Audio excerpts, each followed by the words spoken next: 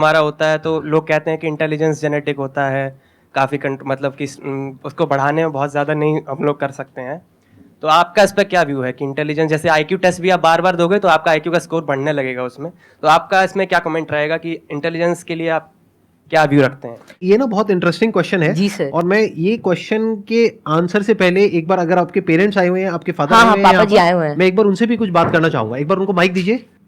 मैं आपसे ये जानना चाहूंगा कि आपके जो बेटे हैं, ये तो सबको पता है कि किस तरीके से चीजों को याद रखते हैं, किस तरह से एक्सप्रेस करते हैं, क्या आप भी इसी तरीके से चीजों को याद रख पाते हैं? पहले तो बहुत बहुत धन्यवाद जो आपने माइक दिया, और जो आपके आज दीदार हुए। हम बहुत दिनों से कुछ एक गिने चुने शख्सियत ऐसे जिनसे नहीं मिल पाए, उनमें एक संदीप माहेश्वरी थे, और जैसे ही कौटिल्य को पता लगा कि उनसे मिलने का मौका मिलेगा, ये बहुत ज़्यादा एक्साइटेड था आपसे मिलने के लिए। Thank you. मेरे पिताजी भी काफ़ी इंटेलिजेंट व्यक्ति थे, कौटिल्य भी इंटेलिजेंट है, और हम बीच की पीढ़ी हैं।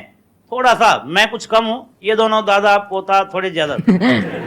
बहुत ऐसे बच्चे हैं जो मेरे से बहुत ज्यादा इंटेलिजेंट है, मेरे को लगता है, जिनकी बात करने के ढंग से, जो इतने ज्यादा, आपको आपने छोटे बच्चे को देखा होगा, बहुत अच्छे अच्छे सवाल पूछते हैं, मतलब वे कुछ भी पूछ लेते हैं, और मतलब आपको लगता है कि अरे नहीं, ये तो इससे मतलब एज से बहुत ऊपर की चीज है, मतलब या तो आप किसी और मूड में होते हो, और हम उसे इग्नोर कर देते हैं।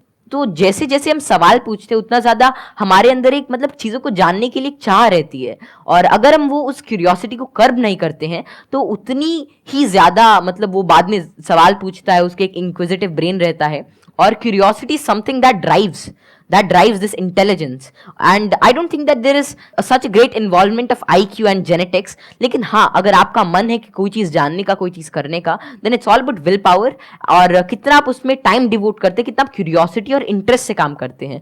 Because even Richard P Feynman said, it really doesn't matter कि how much you know, but it matters कि आप कैसे चीज़ों के बारे में सोच रहे हैं, और कितना इंफॉर्मेशन आपके पास है, कितना नॉलेज आपके पास है। It really doesn't matter until and unless you try to use that knowledge, और आप उस नॉलेज से कोई नई चीज़ को समझने का प्रयास करते हैं, और कोई नई चीज़ तभी आ सकती है जब आपके पास कोई नया सवाल होगा।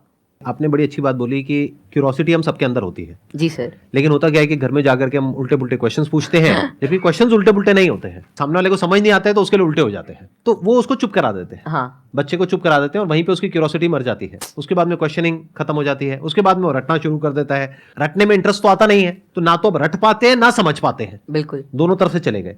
तो अब मैं ये आपसे जानना चाहूंगा कि क्या बचपन में जब आपने क्वेश्चनिंग करी, इस तरह के क्वेश्चंस पूछते थे, शुरू में तो आपने अपने पेरेंट्स से पूछा होगा या अपने आसपास में जो लोग थे उनसे पूछे होंगे जी। तो क्या आपको सपोर्ट मिला?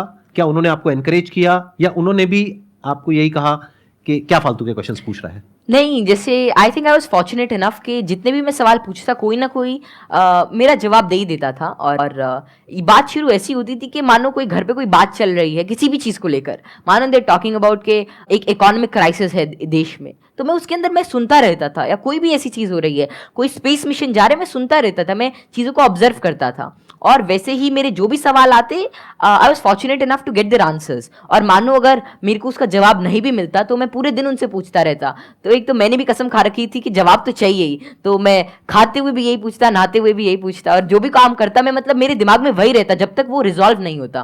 तो ज़्यादा मेरे को दिक्कत नहीं आई, और मेरे को जल्दी ही जवाब मिल गया, और अगर कोई ऐसा रहता तो मतलब मैं भी ठीक था, और मेरे family and everything they supported me really well.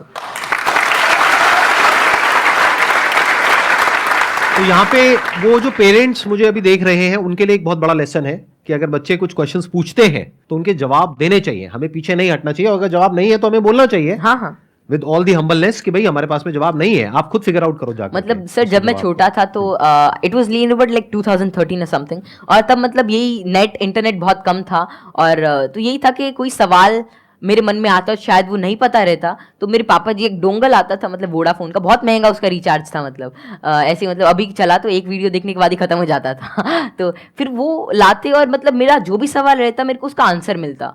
तो ऐसे ही एटलस आती थी, और कई सारी बुक्स थी, उन्होंने मेरी बहुत हेल्प करी, और अगर कभी मानो पर्सनल मतलब कोई और out of the box idea आता है, कोई क्वेश्चन आता, तो उसका जवाब मुझे किसी भी सोर्स से मिल जाता। Thank you ji, thank you Kautilya. Okay, pleasure meeting you.